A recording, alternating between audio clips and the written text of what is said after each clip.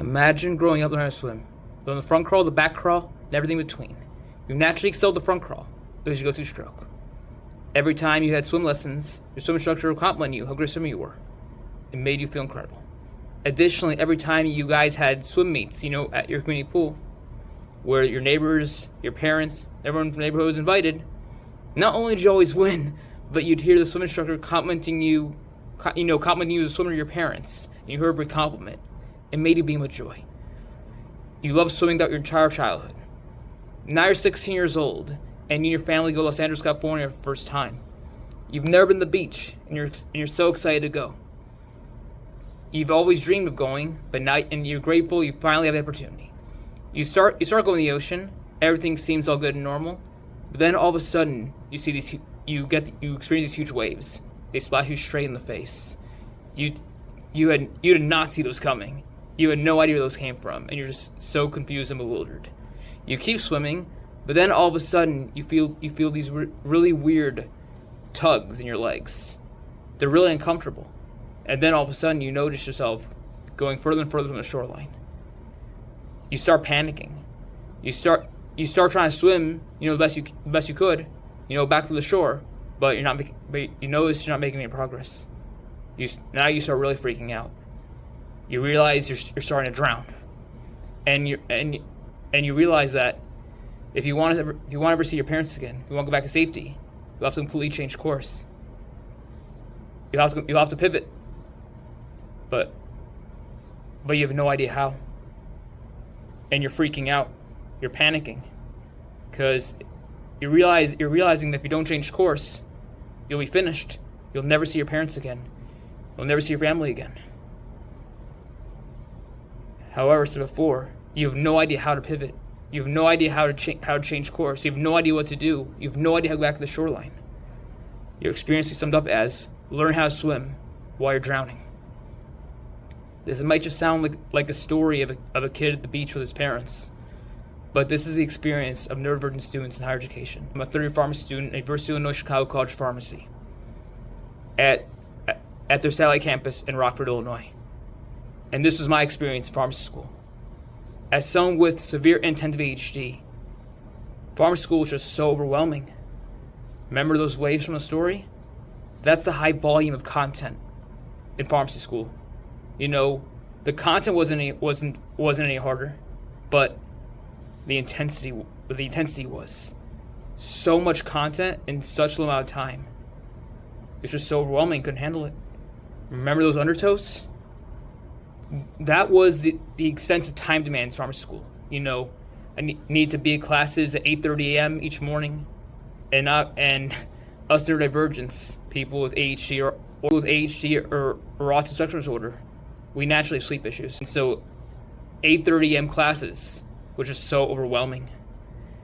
It was just so challenging, and not only that, I had to keep up a lot of emails.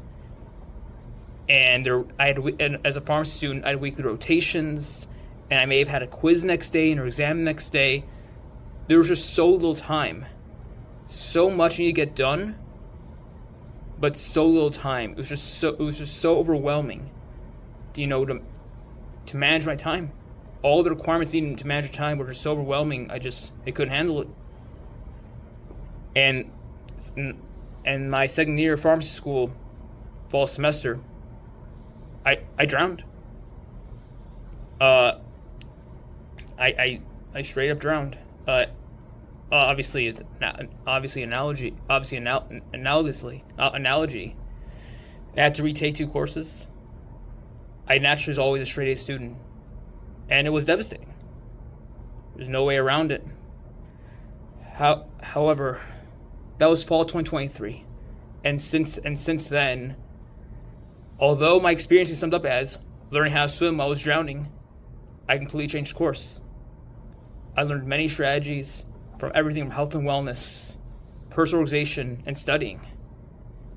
And gratefully, I'm now in a way better place. I'm not the same person as I was in fall 2023. However, I've created ND Student Lab to share all these strategies to neurodivergent students across the globe. I don't want any neurodivergent student to experience what I felt of learning how to swim while they were drowning. in any student lab, I intend to extensively go over, provide real-time strategy. Excuse me. In any student lab, I intend to provide real-time strategies in academics, health and wellness, and personal organization. My intention in any student lab is to create a resource where neurodivergent students across the globe don't have to experience what I went through. Trying to learn how to swim while they're drowning. That way, when they're struggling, they could find this resource on social media, where whether it's academics, health and wellness, personalization, to find a resource that could help them not just get by. It could help not just simply get by, keep up with school, but also help them, have a life outside of, college or grad school. Whether that's helping them continue their hobbies that they love, making time to exercise, other things they enjoy, or help them, balance a side job, or balance a committed relationship, whatever it is. Many student labs tend to be a resource to help neurodivergent students across the globe not just do better in school, but help them lead better, more fulfilling lives. It's the point of any student lab is to empower neurodivergent students during their time in college or grad school, as they aspire, towards their professional career. Help be that source to help them, have a life outside of school, help them be full-time students, but also make time for other commitments they have in their life. I hope you'll join me in this journey of any student lab in 2026.